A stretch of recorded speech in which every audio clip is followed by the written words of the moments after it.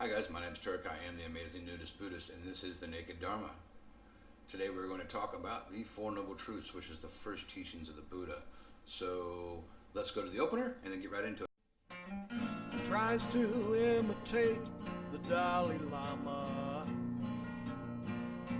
He takes some long vacations in Tibet. He takes off all his clothes and he thinks about nirvana. Strangest holy man you've ever met. He's the nudist Buddhist. He just wants to give peace a chance. He's the nudist Buddhist. He doesn't wear shirt or pants.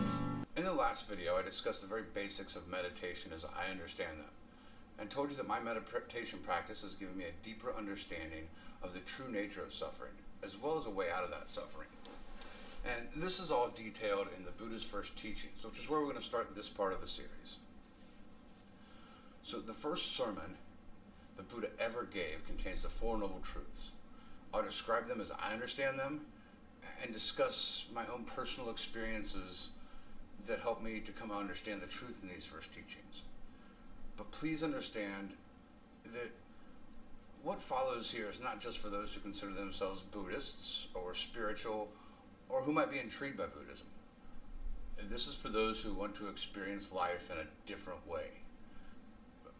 Those of you that seem lost, can't get out of your own heads, and for anyone who feels there's just more to life than working every day to pay the bills and dating to try to find love. So if you've watched the other videos, you are now ready to see the truth. So why wait any longer to ease your suffering? Let's dive in. But before we do, just a quick note. For those that have been practitioners for much longer or have studied more, please feel free to comment below on anything you feel that I may misrepresent or that I may experience differently than you. Because after all, these types of discussions is what makes the Sangha, or our community, such a wonderful place that helps to nurture growth within all of us. Now, before we get into the Four Noble Truths, I think I'd be a little bit remiss if I started discussing them without giving you what I feel to be a key piece of background information on the Buddha. The Buddha is not a god. First and foremost, not a god. He was a man named Siddhartha Gautama who lived more than 2,500 years ago. Now, this is an important factor to me in my practice, because God or gods give commands that are not to be contemplated, that are to be followed without question. But this man, Sid, as my teacher and mentor Noah calls him, sought out to find the true nature of life and to overcome suffering and awaken to this truth. Well, once he finally came to understand these things, he was no longer Sid, but was reborn as the Buddha. So, as I've said before, the Buddha told us not to take anything we read or are told at face value, to use our own personal and direct experience.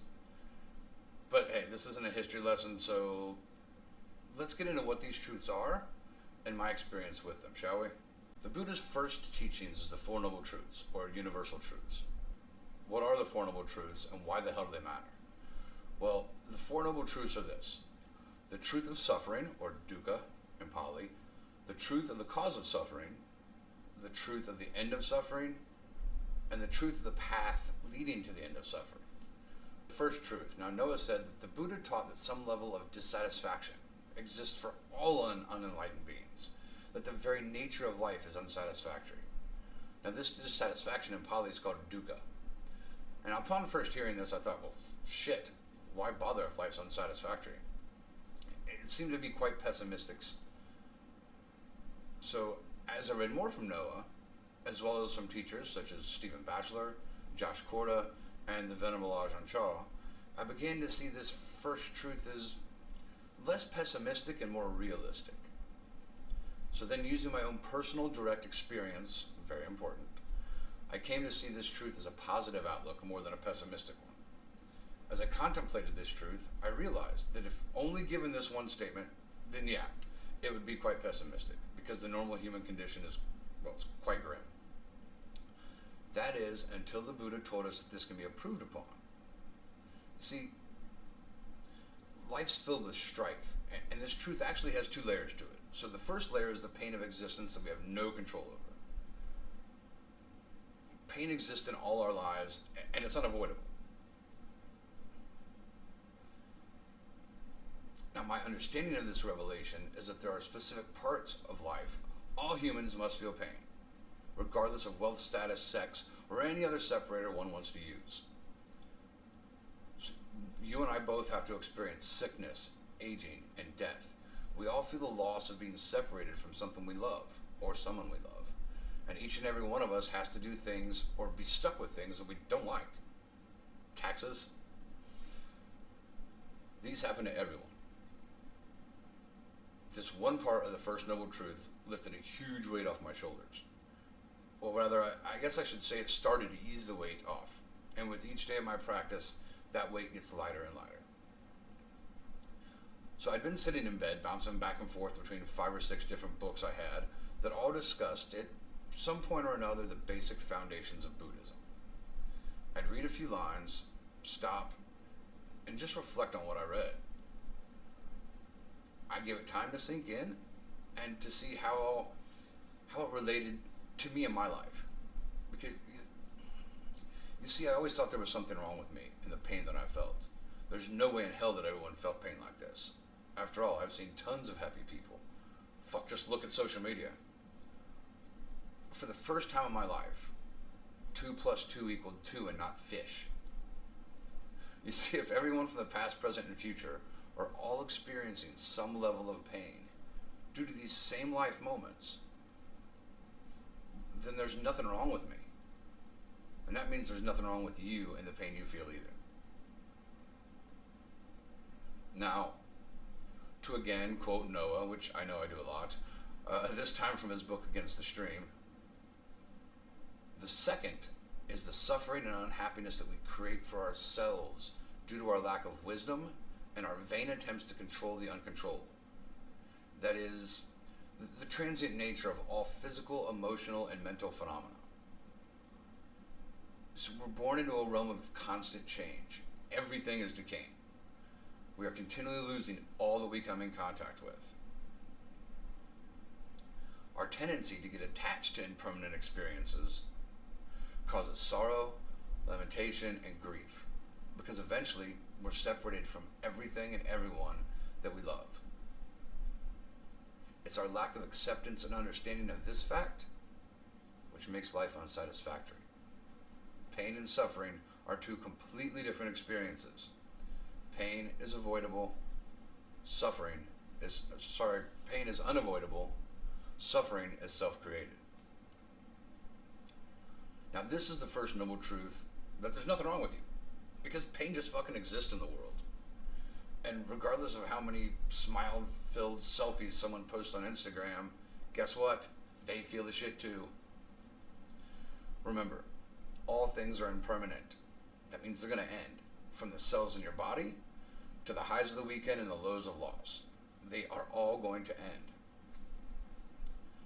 Now, getting into the second noble truth. So, we know pain exists for everyone, and we create our own suffering. But what is the cause of this suffering? The second noble truth defines the cause of suffering. The cause is our craving, the desire of pleasure, our aversion to pain, and clinging to things that are impermanent. This truth can be seen as a simple lack of acceptance, unwilling to accept the pleasures and pains as they are. We go about clinging to experiences we like and trying to get rid of the ones we don't like. Now, what I want you to do is I want you to think back to a time when a relationship ended. And it wasn't you that ended it. So, there you are. You're hurt, feeling alone. Now, our first mistake is to think we're alone. Just because we don't discuss these subjects and feelings in public on a regular basis does not mean we don't all feel it. We now know this from the first truth. But let's keep this on track. So you just got dumped. Days, weeks, maybe months go by, and you still feel terribly sad and hurt. How many have thought to themselves, fuck, I'd give anything to make this fucking pain go away? to not feel so sad or alone or whatever it was that you were feeling at that moment. This is aversion. But it's also clinging. It's how we take the pain of life, in this case the impermanence of a relationship, and we turn that pain into long-lasting suffering by clinging to what we no longer have, but yet we still desire. Rather than see and feel the pain, we try to hide it or push it down and try and ignore it. And this is aversion. I hope that's clear. So this is the second noble truth, that there's an origin of suffering. The origin is attachment or clinging to different types of desires. The desire to get rid of, the desire for sense pleasures, the desire to become something other than what we are right now in this moment. In the book A Still Forest Pool, Ajahn Chah states, when the heart grasps what is painful, it is like being bitten by a snake. And when through desire, it grasps what is pleasant, it is just grasping the tail of the snake. It only takes a little while longer for the head of the snake to come around and bite you. This teaching is one I think about a lot, as it clearly describes the second noble truth in a way that I can relate to it. Now, the third noble truth. So now that we understand the first and second, the third noble truth, what it is essentially the prognosis or course that this disease of dukkha or suffering can take. This experience of dissatisfaction or suffering can be ended. In volume 1 of the collected teachings of Ajahn Chah, there's a quote that says, dukkha is not an absolute reality, it's just a temporary experience from which the heart can be liberated. It sounds nice, doesn't it? So after I realized everyone felt this way in one form or another, and that desire is the cause, I wondered how I could break free from something that infects all of us. Would it be possible for me to do what very few others have been able to accomplish? I wasn't sure I could end my dissatisfaction. Hell, I was pretty damn certain I couldn't. But I sat with those thoughts and continued to develop a strong daily practice. I saw little glimpses of this suffering or dissatisfaction ending inside me. These things I noticed were very small things. So, I remember sitting in bed watching a TV show, and I really wanting pizza for dinner. I was flat broke, living off a bag of potatoes as my only source of food for another week. So the thought of something different and delicious stuck in my head. Well, I could not stop thinking about how I wanted this pizza. I wanted my taste buds to experience something different than the same food I've been eating for a week straight. I wanted things to be different than what they were currently. What I was doing is I was causing myself to suffer, as every thought was about how much better my life would be with pizza. Sounds ridiculous. I even went so far as to tell myself I needed the pizza to stay healthy, as a diet of nothing but potatoes for a couple weeks can't be good for the body, right? As if on cue, I remembered a saying that we commonly hear among Buddhists in our Sangha community. Right now, it's like this. Right now, I'm hungry and I want pizza.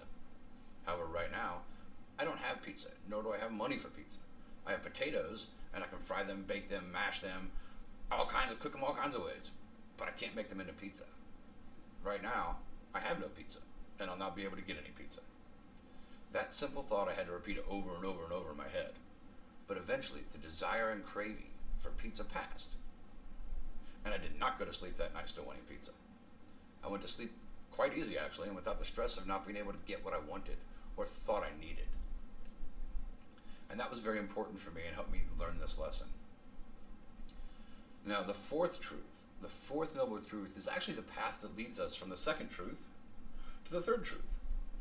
It gives us a map that leads us from suffering or dissatisfaction, dukkha, to the end of dissatisfaction within ourselves. The fourth noble truth, it's essentially a connector for the practitioner. It connects all the noble truths to the solution or the cure, as some refer to it as. Now, the cure, I'm sure you wonder what that is, right? The cure is the Noble Eightfold Path. And in the next few videos in this series, I'm going to start our journey down this path that lists the 8 factors making up that path. But before we do, here's a very basic head start on the Noble Eightfold Path. Because these 8 factors, they're broken down into basically 3 categories. Now, in Pali, they're labeled Sila, Samadhi, and Pana, or morality, concentration, and wisdom. So all these 8 things can be broken down into one of those 3 groups. And the rest will come in our next video. So these are the 4 Noble Truths as I've come to understand them through my practice and through the many Dharma talks I've listened to and books I've read on this subject. Thank you to all those that have written those and to my mentors. In closing, these truths are broken down to the very basics as the following. 1. Life's full of dissatisfaction, dukkha. It sucks. The cause of dissatisfaction is our craving and clinging. Don't do it. 3. There's a cure. 4. The cure is the Eightfold Path. Now, feel free to comment below with any of the questions or comments. I promise you I'll answer all questions in the best way that I can, with the knowledge and understanding that I have. Until next time, be well and sit. He's the nudist, Buddhist. He doesn't wear shirt or pants.